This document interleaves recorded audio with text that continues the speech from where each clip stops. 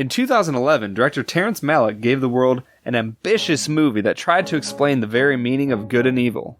In 2019, we visit the Scottish Highlands to enjoy a classic.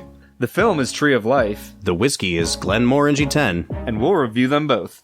This is the Film and Whiskey Podcast.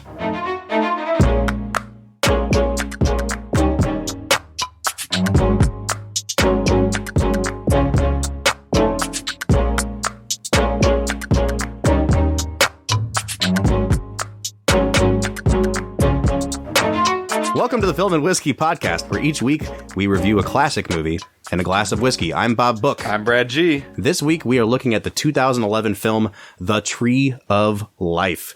Now, Brad, I have put together this list of movies for us to watch. Yeah. And I've had some people contact me about what it means that we say at the beginning of every episode, a classic movie. Yeah. Now, like, a classic can have tons of different definitions. It could just be a super popular movie that has held up over the years as something that's popular. Like, maybe one day we'll review Ferris Bueller. Iron Man. Yeah. It doesn't have to be something that's critically beloved.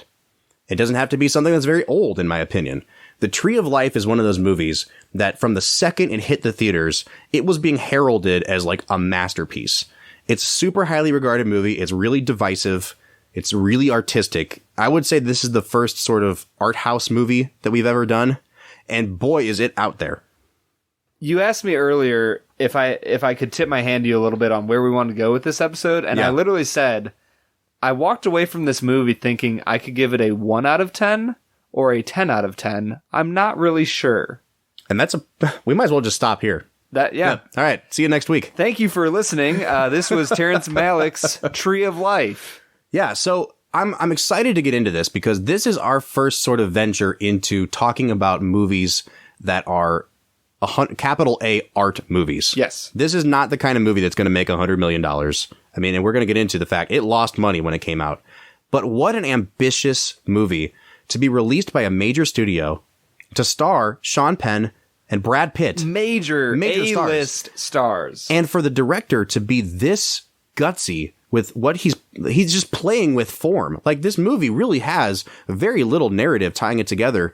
You know, when we want to talk about scenes we liked, I don't really know that this movie has scenes. It just goes from kind of clip to clip. Honestly, it felt like an extended trailer for a movie. Yeah. Just fast clips, fast moments drawn together. But it still did tell this really overarching narrative. I never felt like the movie itself was that disjointed. Like, what they were doing made sense to me.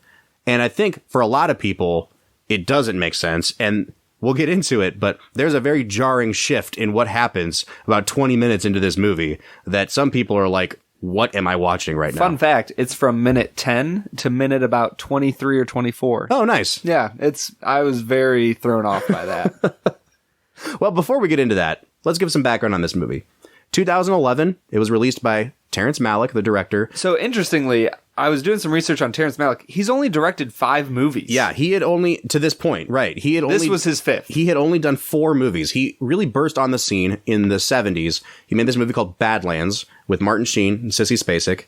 It was a very beautiful, sort of poetic movie. Not like this. It's a traditional narrative movie.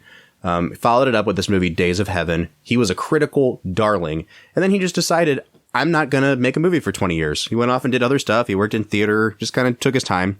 Came back in 1998 with the World War II movie, The Thin Red Line, which has become really beloved by critics. But at the time it came out the same year as Saving Private Ryan. So wow. You know, nobody remembered it.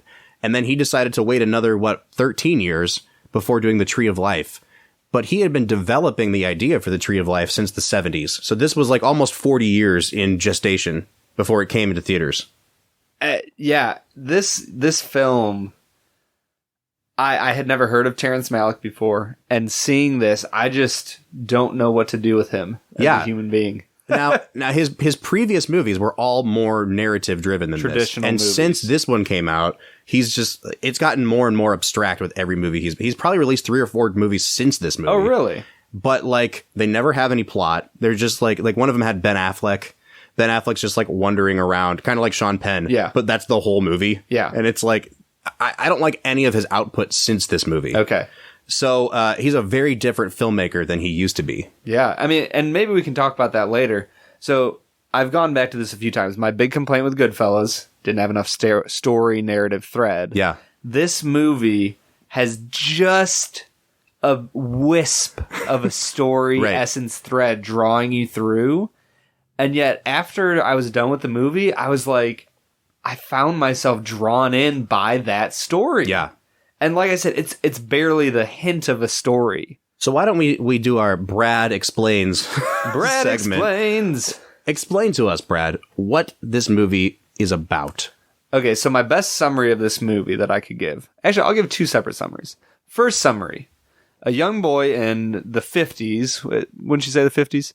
A young boy in the 50s has a machismo, kind of domineering father who loves his kids, but he has a specific idea of what it means to be a man. Pushes his boys into a lot of places they probably don't want to be, and he's very domineering and controlling. And now the boy is old and depressed about it. And that's your summary. And his mom was really nice and gracious. Interesting. So here's my if I could summarize my breakdown of the summary. Yeah. Wait, you said you had two summaries though. What's your second summary? My second summary would be, if you've ever read the book East of Eden. Yeah, Steinbeck. This movie, I think, is the most clear representation of that book that I've ever seen in my life. Interesting, because they've made a movie out of that book. Have they? Oh yeah, James Dean, 1955. Wow. Yeah. Was it called East of Eden? Yeah. Huh. So East of Eden, the book was broken into like 3 or 4 books. It only focuses on the last part. But anyway. Yeah. So yeah, this movie, I think, explores the philosophical concepts brought forth in East of Eden of like, what is it? How do you become a good person? You know, one of the key idea, man, I don't even want to talk about it because East of Eden is such a good book. Yeah. And I don't want to spoil that book. But one of the key lines in the book is that the young boy prays, Lord, don't let me be mean. And this is like an 11 or 12-year-old boy that he doesn't want to be a bad human being. He doesn't want to be mean to the people around him. And this movie, I thought, really captured the essence of the young boy struggling with the domineering nature of his father that is demanding and harsh and forces you into a certain way, and the free-spirited, gracious, loving essence of his mother. And how does he balance those two things as a young boy? Yeah. And then as a middle-aged man going through depression, how does he deal with the things that happened in his childhood? Sure. See, I see it a little bit differently. And I think that for all the jumping around in time that Malick does, he lays the narrative out in a very linear fashion. Like, the first thing you see is Brad Pitt and Jessica Chastain as this couple, and it's probably in the 60s at this point. They get notice that one of their sons has died. And this is my biggest complaint with the movie. How did he die? They never say. Yeah, I don't know. And it wasn't, I can assume he wasn't like in a war because it wasn't like a military. Someone just gave them a letter that's like, hey, your son's dead. That's what I'm saying. Yeah. Like, what was he doing? Like, that was a minor thing that took me out of the movie, but I was like, why wasn't, like, it would have been so much better if it was a military thing. Yeah. So they find out their son died. And Jessica Chastain goes into this period of grieving. And then we basically cut to Sean Penn in modern day. We find out that Sean Penn is one of the other sons of this family. And he's thinking back to the loss of his brother. And in my mind, his brother really represented what it meant to, like you said, to be a good person, to be gracious. And he's reminiscing and thinking about the person he's become. And he's thinking about the grief that came to his mother when her son died. And then from there, and this is where the movie turns, Terrence Malick literally has Jessica Chastain praying to God, saying, like, where are you in this? Why can't I find you? And then the screen goes black and we get a 15-minute sequence of the creation of the universe. But you don't necessarily know that it's a creation of the universe. You don't for like the first minute or two. And then you finally start seeing like lava forming and the earth forming. Like, I picked up on it pretty quickly into the thing that, oh, like we're watching the course of history happen here. I don't know if everybody would pick up on that. I don't know if they would either. And that's the thing. And so this is something that we have to kind of full disclosure right now. Like, people who listen to the podcast probably know us in some capacity. Brad and I, we both work in Christian churches. We're both Christians. I don't think you can read this movie, even if you're a non-Christian, even if Malick is a non-Christian, you can't read this movie without an understanding of the Bible. Like, yes, it opens with a quote from the book of Job. And Job is this character in the Bible who basically God allows Satan to test him, to take everything away from him. And Satan thinks that Job will capitulate and deny God. Job never does, but he starts questioning, like, where are you, God? And at the end of the book of Job, God shows up in a tornado, essentially, in a whirlwind, and puts Job in his place, essentially, and says, where were you when I made the foundations of the... Like, you don't understand my ways. It's a really interesting morality book in the Bible. Because he doesn't answer Job's question of, God, where are you in my suffering? God answers that question by saying, who are you to question my ways? Right. You were not there when I formed, the worlds in my mind and spoke it into existence. Yeah. You weren't there when I created the dove out of nothing. And he goes on this extremely lengthy treatise on I am God and you are man. Right. And so what Malick is doing with all of the characters in this film who pray to God is he's making them out to be like Job. And he's basically saying we've all had Job moments, whether or not we're believers, where we question, like, where is God in this? If there's a God, where is God? And then he shows God's response via the creation of the universe. And the whole thing is put into motion at the very beginning of the movie. You have Jessica Chastain's character narrating and saying, there's two ways in the universe. There's the way of nature and the way of grace. And you don't quite understand what she means at first. And then the whole rest of the movie is portraying the way of nature and the way of grace. Nature is when we let things take their natural course, when we let men and animals be cruel to each other and lord it over each other and violent. The way of grace is forgiveness, and it takes effort. It's going against your natural impulses. And so when Malick cuts to this creation of the universe, it's literally a 15-minute segment where we're watching like nebula form and then single-celled organisms and all this stuff. But we're slowly watching, I think, God infuse the universe with the way of nature and the way of grace. And we see grace even in those early moments of the film. I think that reading the quote about the way of grace is worth it. That grace doesn't try to please itself. It accepts being slighted, forgotten, disliked. It accepts insults and injuries. Nature only wants to please itself, get others to please it too, likes to lord it over them, to have its own way. It finds reasons to be unhappy when all the world is shining around it. And love is smiling through all things. Well, and when I hear that quote, I can hear Terrence Malick, the screenwriter, reading, 1 Corinthians 13, which is read at everyone's Christian wedding. Right. Love is patient, love is kind. Love and grace for Malick are the same thing, because in order to love, you have to be gracious. Yes. And I want to jump to my favorite moment in the movie right now. Do it. So fun fact, Brad's watching this movie a couple nights ago, and he texts me like halfway through, like, what is this movie? Why are there dinosaurs in this movie? So we see the creation of the universe, and we see the evolution of living organisms on the earth. And then we get to dinosaurs. And we see this young kind of what I perceive to be like a starving dinosaur laying on a riverbed. And then like this really powerful looking velociraptor comes up to this other dinosaur and smashes its face into the ground with its paw. And this dinosaur is about to kill this thing. And then it takes its paw off, and you can tell it's kind of considering the weakness of this other dinosaur. And you get this really funny, playful moment where it's like, what do I do? What do I do? And then the velociraptor runs off. And it's Malick's way of saying every living thing throughout history has the choice to give into the way of nature or to the way of grace. And when Malick finally takes us out of watching this grand cosmic thing, he plops us back down in Waco, Texas, to watch this family in the 1950s as we see them having children.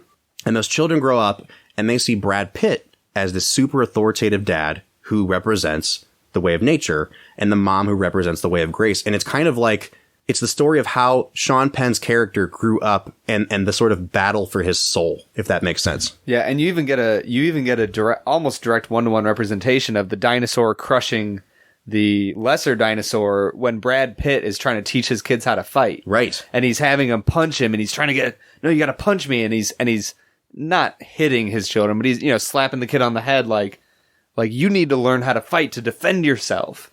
And it is an almost visual reminder of the dinosaur choosing whether or not to kill the other dinosaur. Yeah. Yeah. So this is going to be a hard movie for us to kind of do our standard format. Because usually we say, how was the direction? How was the writing? How was, the scenes? There wasn't much of any of that. So if we do talk about the writing, I want to talk a little bit about Malick's script. Because he makes all these really elaborate long notes in the script that aren't dialogue. Right. And you really get an idea for what he's trying to do in the script. And one thing that I found really interesting was the ending of the film. I don't know if we should even give a spoiler alert, but basically what we have is Sean Penn in modern day going on this really existential journey. And he's trying to figure out, have I lost my way? Can I get back to the way of nature, the way of grace? And he's in the physical world. And then at the end of the movie, we see him in this weird astral plane where he's walking through the desert, walking onto a riverbank, and finally kind of achieving what I perceive to be the way of grace. Yeah. He sees his mom again. He sees his brother who died again. Or does he find balance between the way of nature and grace? That might be it too. But in the screenplay, the ending sequence was actually supposed to be much longer. So Malick wanted to take the viewers all the way through the end of the universe and show the Great Tribulation and a new earth, which is the end of the Bible, basically, in which he says the soul becomes reconciled with nature. Huh. He described the destruction of the planet, the dying of the sun, the end of the universe. And then basically it gets even crazier from there. Sean Penn is reborn as this new creation kind of a thing. And that all got cut out in this movie. What you get is this pretty metaphorical reuniting on this riverbank with these angelic figures, and you kind of understand what's happened. But it's very, very clear what Malick is trying to do, and you have to be, in some ways, familiar with the Bible and Judeo-Christian history to even interpret this film. Yeah, this film has so many theological underpinnings that it's really hard to separate Christianity from this film. Yeah. In any way. And I think that, man, that would have been interesting if he had a whole nother National Geographic sequence at the end of the movie. It feels like it would have fit. Right. But for me, I think one of the things that we kind of have to talk about is the film style of this movie. Yeah. That the language, the film language. Yeah, the film language. And the thing for me, the first hour of the movie did not work for me. It was all way too fast. All the cuts from scene to scene. And if you haven't seen this movie, I can't emphasize to you how disjointed and jarring the first hour of this movie felt. It's hard to explain this movie just in an audio format anyway. And I feel like we're selling it right. But you're correct. I don't feel like there are scenes in this movie as much as there are just kind of snippets, though. Yes. But I feel like I have to disagree about when they cut back from the creation of the universe to Brad Pitt's family. I absolutely loved that whole sequence of the babies growing into toddlers, growing into young people, because that's how childhood is. Yeah. Our memories from childhood are so scattered and not consistent, and we just have these snippets in my mind. Mine are perfect. I'm sure they are, Brad. Yeah, no, I do agree, though. I mean, I have memories from when I was maybe 2, 3, 4 years old that are they're just kind of a vague, wispy, ethereal thing that I'm I think that happened, but... Well, and now, myself, having a kid, and he's a couple years old now, but seeing the scene of, the baby's foot and Brad Pitt just playing with that, and then the kid as a toddler running around, the kids as little kids lighting sparklers on the front. These are the things that in your mind, you remember from childhood. And Malick is really weaving, in my mind, this really beautiful understanding of what it means to be alive, and then to kind of be living into that way of nature, way of grace thing that's going to come to a head as the kid gets older. Yeah, and I think the big thing for me was, it's not that I didn't like certain parts of that. The cuts were just so fast. Now, the what I'm going to call the National Geographic sequence, or the Planet Earth sequence, that sequence wasn't super fast. It was slow and gentle, and it moved through. And And we'll talk about the music later. Oh my gosh. The music was so perfect. Oh, absolutely perfect. But the story element of it with Brad Pitt and Jessica Chastain was so fast and it just felt like I was moving so fast. I was disjointed and my brain was struggling to keep up with everything. Mm-hmm. But I noticed around the hour mark when Sean Penn's child character, when he was getting old enough to remember things, the movie slowed down and it still had that element of one scene into another. Yeah. But the scenes were more elongated. They stretched out a little further. There was more dialogue. And at that point is when I truly started enjoying the movie. Yeah. But it's a really cool, intentional directorial thing that he did. Yes. Like you can tell why he did it, even if it didn't work for you. Yeah. I want to talk about the cinematography. Actually, for a second, for people who don't use these terms all the time, what would you say cinematography is? Yeah, so the cinematography is just the camera shots, the composition of the shots on the screen, the way it's filmed, the lenses that are used, the lighting, all of that. What you see with your eye is the cinematography. Okay. So the cinematographer for this movie is Emmanuel Lubezki, really famous cinematographer. He won the Oscar for this movie. And it really established his more recent style. So he's won 4 Oscars in the last 8 years, which is insane for one guy. He won cinematography for this movie.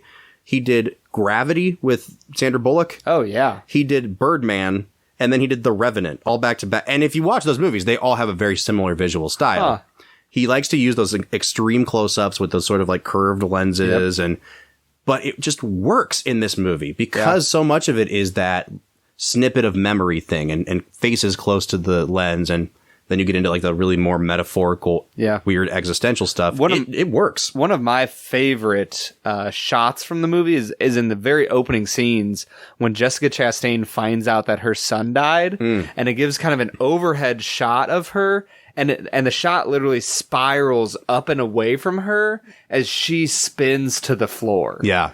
There was something about that. So I've worked in the hospital as a chaplain, and I've been with a mother who just found out that her son committed suicide. Yeah. And I don't know what it was, but the way that shot was done captured her outburst of depression. Yeah. Perfectly. That was one of the most beautiful shots I've ever seen in any movie to capture the emotion of a mother losing her child. Absolutely. There was something about that just it was perfection. What I love about this movie is that Malick gives us, just like you said, just enough of a story that we know what's going on, and then he leaves the rest of it for us to figure out. And it's poetic and it's metaphorical, and I mean it is challenging. And I don't think anyone walks away from this movie I knew exactly what he was trying to say. He had a very clear story he wanted to tell, and if you think of it any other way than I do, then you're wrong. Yeah. Yeah. But you have to kind of put on your thinking cap a little bit, and you have to say, what does this thing represent? What's he trying to say with this shot? Because one minute you're watching Sean Penn in a real office building, and the next you're watching him wandering through a desert. And it's as far as I know, LA or New York or wherever he is not really that close to this desert that they're showing. Yeah. So one thing that I wanted to point out is a video essayist took on this movie, and he was talking about the recurring motif of water in this movie. And Malick, this essayist said, he likes to associate water with the way of grace. So there's a scene, a little shot of a kid swimming out of a flooded room, and then it's a metaphor for this kid being born, because the next shot is Jessica Chastain giving birth. Water is the origins of life. It represents birth. It represents being cleansed. There's shots of baptisms in this movie.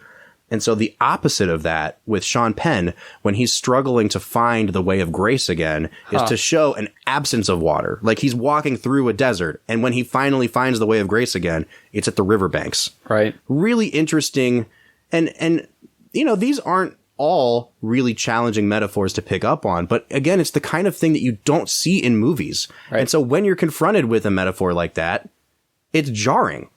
Yeah, and I think one of the things about art house movies is it brings along with it a stereotype or an assumption that I have to look for meaning in every little thing. And I found myself while I was watching this movie getting annoyed because I was like, well, what does it mean when you see him wrapped up in a curtain, and what does it mean when you see the fire meeting the water, and what does it mean when, and I didn't have enough and because the movie moves so quickly, I didn't have time to think through those meanings before a new metaphor was popping up in front of my face. Right. So I think something that would help you if you're watching this movie for the first time, shut your brain off. Just allow the movie to kind of flow over you and move through you, and allow the movie to pull you through, and think about it afterwards. Yeah. Talk about it with the people you watched it with, because while you're watching it, it can get frustrating when you're moving so quickly and you're thinking, well, that has to have an important meaning. Let's think about it for 30 minutes. You don't have time to do that. Yeah. So that's something that I think with art house movies, just think about it later. Just let the movie stand on its own and appreciate it for what it is, and then move through it, and maybe listen to a podcast like us. Yeah. And watch video essays and learn more about it, because they do have deep meanings. This movie is one of those where if you don't know what to look for, though, it can be super frustrating. And yet, the day after Brad watched this movie, we're texting each other, trying to get an idea for the slate of movies that we have coming up to record. And the only movie we could talk about was The Tree of Life. Yeah. It sticks with you. Even if you don't understand it, there's something that's like visceral, and it hits you at a level of being a human that you get what he's going for, even if you can't put it into words. And so, yeah, I completely agree, Brad. If you have to think later, this is the perfect movie to just, pull up a chair, talk about with your friends after the fact. And I think that's probably what we should do.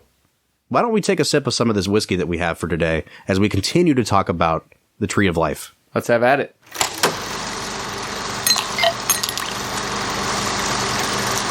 All right, so we are ready to sip some whiskey. Today we are returning to the wonderful, wonderful nation of Scotland. We're going to be going to the Scottish Highlands today to try one of the most popular of all Scotches. Glenmorangie. I had to look up the pronunciation because I'm looking at it, I'm like Glenmorangie, Glenmorangie. In a Glencairn. Yeah. And so this is their standard 10-year. This is one of the most popular scotches. So you go to your liquor store, they're going to have Glenmorangie 10. So when we trash it, nobody will ever listen to us again. No, but we don't want to do super obscure whiskeys all the time. Right. I want to do something that the average person... Yeah. Well, last week we did Maker's Mark, which is a pretty well-known... Right, exactly. Yeah. So let's try some of this Glenmorangie here. Now, again, Brad and I are Scotch novices. And sure. We want to give you guys our honest opinion as regular guys who are trying to break into the world of Scotch. So we thought, why not try with a standard? Brad, what are you getting on the nose of this one? So this one is a little bit smoother. I'm going to compare this to Monkey's Shoulder, which we reviewed a few weeks ago. Yeah. Well, why don't we start comparing with some facts about it then? Okay. So this is obviously aged 10 years. Right. Now, with Scotch actually has to be aged in used barrels. Huh. Yeah. So that's why you get so much extra of that oakiness. What was it used for before? I don't know if they have a provision on... I think that's why you can age it in sherry or, port. So I have no idea what they're using for their general 10-year, but it is called a single malt Scotch. And the word single malt actually means two different things. So single means that it came from one single distillery. It's not a blend of different scotches or different liquors. Okay. And malt means that it's all barley. So single malt, whereas Monkey Shoulder was blended malt. Ah. Yeah. So this is a little bit more true to the source, if that makes sense. And I don't know this. Bob might not know this, but what would barley flavors lead you to? I don't eat a lot of barley. Like, if it's in Campbell's soup once in a while, I'm like, oh yeah, I know what barley tastes like, but I don't know, man. What Campbell's soup has barley in it? Like their vegetable soup has barley in it. Oh. Yeah. I don't really eat that much Campbell's Eat more canned soup, sir. Sorry, Andy Warhol. What are you picking up on the nose, Brad? I'm picking up that trademark peat that you would get from Scotch, kind of mossy feel. Yep. It's not super alcohol-y. No. You don't, I don't know if that's a very scientific word, but it's not very alcoholic smelling. No, like it's not giving off a ton of alcohol on the nose, which is good because that can be overwhelming. Yeah, that ethanol is not there, which is good. I'm actually getting like some more fruity sense from this than I did on the other one. It's not as smoky up front. Like I get some like apple or something on it. So I hope it's a little more mild. I don't know what if the nose is going to give anything away in the taste, but it seems a little lighter and maybe like some fruit characteristics. Yeah, more like a cedary than a smoked smell. Yeah, I don't know. Well, let's give it a try. Ooh. Do you smell your breath afterwards? It's even smokier on my breath than the monkey shoulder. Yes, 100%. It's lighter in flavor. It's lighter in terms of like the thickness of it. It's the viscosity. The viscosity. But it's spicier and it is like burning on the way down. Yeah, I think, Scotch is interesting. As we've gotten into this is our second one. It's so much different than bourbon. Yeah. And from a general whiskey. Yeah. Like this, man, I am really intrigued by Scotch. I didn't think I would be. Yeah, it's, well, and so this comes from the Highlands of Scotch, and the Highland region of Scotland. The Highland region is the largest region in Scotland to produce Scotch. Right. And so there's a variety of things that you could have. It's not like it's a really small area where you know exactly what you're getting if you buy a Scotch from that region. It's all over the place. Tons of different distillers in this area. So I don't know if this is characteristic of the Highland region or if it's just, an outlier. Brad, what do you think of the finish on this? The finish is great. It kind of burns strongly right as it goes down, but that quickly faded for me. I think it went into a nice smooth warmth once it was down and finished. I am shocked at how much smoke this has as soon as you swallow it. And you're right, though. It doesn't linger. It's not super bitter. It warms you going down. But man, is there some smoke to it. Yeah, and that's the thing. I'm a cigar novice as well. Uh-huh. I would assume you are. I'm not. No, I don't smoke. Okay. You've never smoked a cigar? No. Really? Yeah. Huh. So I've smoked a few cigars in my day. And by a few, I mean maybe 10 in my life. So enough to kind of know what it's like. This going down, this literally tasted like I just took a nice drag on a big old cigar. Man. This cannot be good for your health. No. This is very bad for you. No, definitely not. Good for the heart, though. Definitely. Okay, so overall balance, what are we thinking? It doesn't hit hard on the nose. Nope. I would say it hits hard on the back of the taste and the start of the finish, if that makes sense. I would say that the balance is, it balances out really well. Yeah. Yeah. I mean, it was just milder, except for the smoke. Yeah. So I don't know. Does that indicate a really good balance, or does it indicate like a really kind of mild, easy to drink whiskey? I don't know. Let's score it out and find out. What would you give it on the nose, Brad? I would give it a 6 on the nose. Yeah, I think I'd give it a 5. Like we were saying, not as ethanol-y, if that's a word we can use. Taste? Man, I would give it a 6. Yeah, I gave it a 5 on that as well. Just mild. I wish I had a better synonym to use. Yeah. But it's just smooth, maybe? Yeah. Mild, smooth. Inoffensive. Ooh. You know? It's just kind of there. It's there. Finish. I give it a 7. It packed a punch on the finish. It really packed a punch. I'm just going to stick with it. 6. 6? Yeah. And overall balance? What do you think? I said 6. Are you going 6? I'm going with 6. This is I think it's a well-balanced whiskey. Yeah. It's a great Scotch. It has that smokiness that is strong, but I don't think that it overpowers the rest of the Scotch. Sure. So, Brad's at a 24. I'm at a 23, which brings us to a 23.5 for our math majors out there. Now, this is lower than Monkey Shoulder. Yeah. Well, part of that was brought up by our guest host, Jen. Right. I was going to say, like a 30. Technically speaking, we just flip-flopped scores. Oh, so we're exactly the same. Yeah. If you had to pick this or Monkey Shoulder, what would you pick? Well, technically speaking, I gave the other one a 23 and this a 24. Uh-huh. But I think I'd choose Monkey Shoulder. I think I'd choose Monkey Shoulder as well. Yeah. Monkey Shoulder had a little bit of that sweetness that I like in bourbon. Yeah. And it's just, even if you put them next to each other, the color is different. Monkey Shoulder, I think maybe the blending helped a little bit with that. It felt a little more golden. Yeah. In the color. Yeah, for sure. All right, so that is Glenmorangie 10. Brad, would you recommend? I would recommend. I'd recommend. For a beginner Scotch? Absolutely. And that's what we need. We are beginners. Yep. So it was good for the price point. What was the price point? I think it's like a $35. Okay. Scotch is expensive. Period. Yeah, for sure. If you can get this for $35 to $40, like that's pretty much what you're going to pay for Scotch no matter what. Yeah, and here's a fun thing. Bob didn't buy a full bottle of this. No, I actually bought a Glenmorangie sampler that just has little 375 milliliter samples in it. So we've got 4 different kinds of Glenmorangie to try over the next few weeks. Yeah, and honestly, like that is something beautiful for you if you're a beginner Scotch drinker, don't go buy a fifth of a Scotch that you might not like. I mean, Brad and I opened up the standard Glenmorangie 10 and we both poured ourselves a nice little dram here. And there's still half of the sampler, or a little less than half the sampler left. And we got 4 of those. And it was a $25 sampler. Yeah.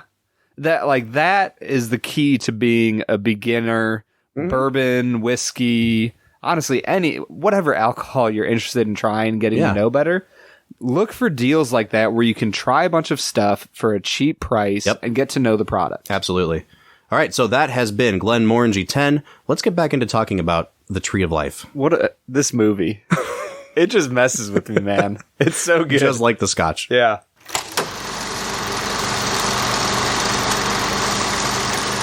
Brad, there are so many directions that we could go with this film. We haven't even talked about performances because, I mean, like, are there performances in this movie? What do we think of them? I think that we should just spend the rest of the podcast singing disparate choral pieces. Like, I'll sing my own thing, you sing your own thing, and that'll be a good representation of the movie. I love the vocal piece happening during the creation of the universe. Yeah. Lacrimosa. Gosh. Oh, man. That soprano is perfection. Yeah, it's great. Can we talk about the music in the movie section? Go for it.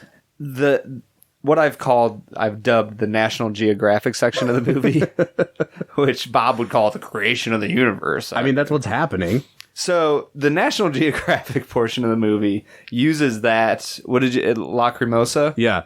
That piece might be one of the most perfectly chosen musical pieces for a section of film that I've ever seen. Oh, it's amazing.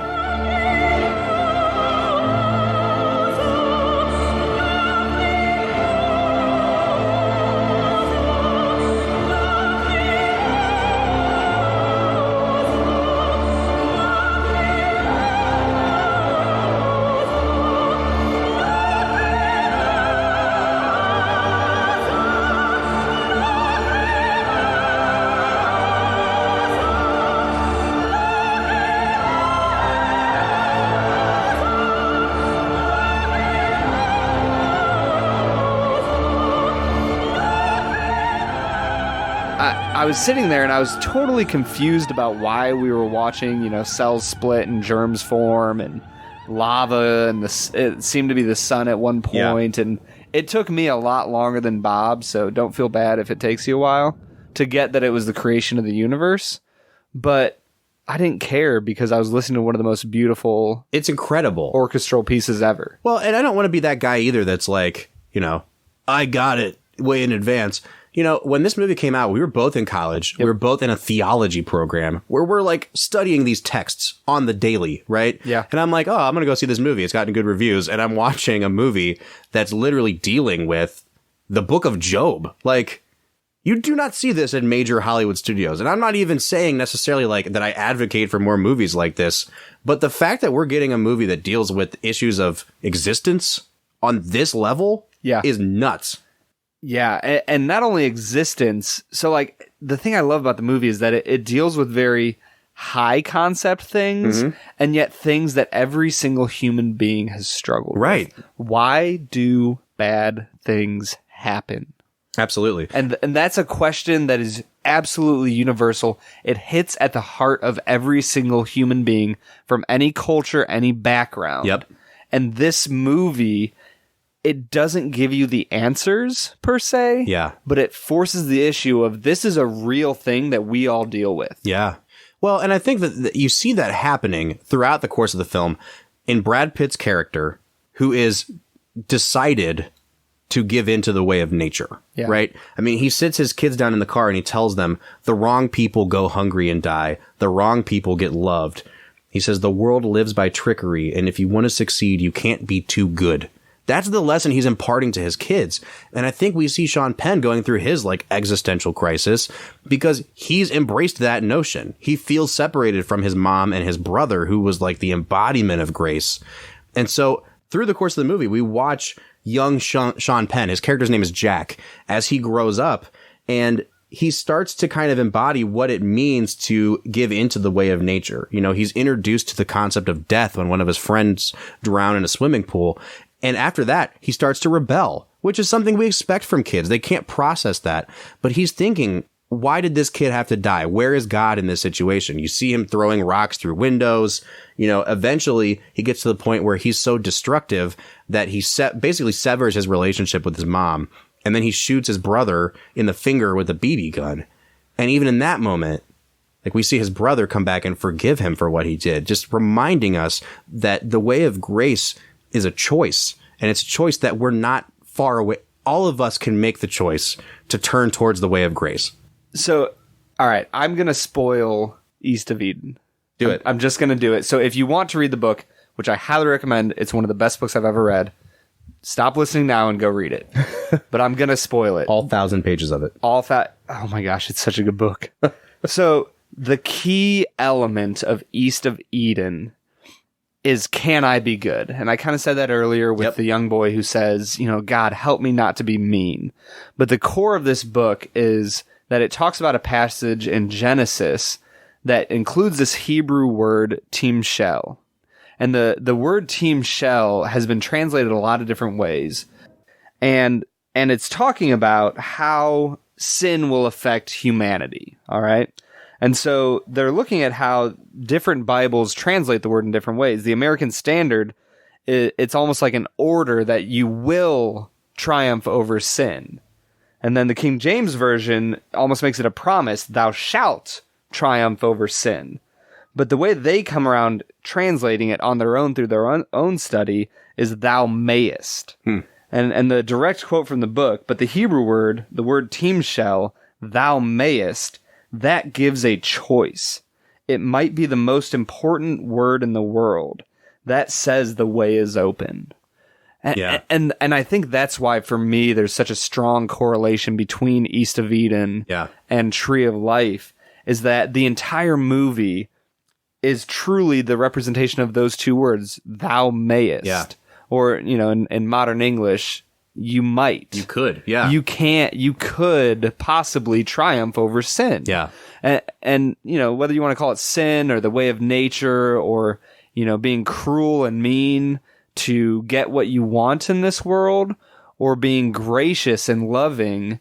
And sometimes when you're gracious and loving, you get what you want, and sometimes you don't. Yeah. You know, at the start of the movie, he says the way of grace will accept any injury and slight without retribution. Right. And that, for me, is the core of this movie, the thou mayest. One of the things that I love about what Malick is painting here is that the way of grace is a choice, but it's a consistent choice. It's not just a one-time thing, because there's this scene where Brad Pitt's character actually kind of has his own mini revelation. And I didn't realize it at the time, but Brad Pitt's character is actually like directly quoting a character from the book The Brothers Karamazov by Dostoevsky. And he has this long kind of soliloquy where he realizes that he's fallen victim to the way of nature. And he said, I wanted to be loved because I was great. I wanted to be a big man. I am nothing.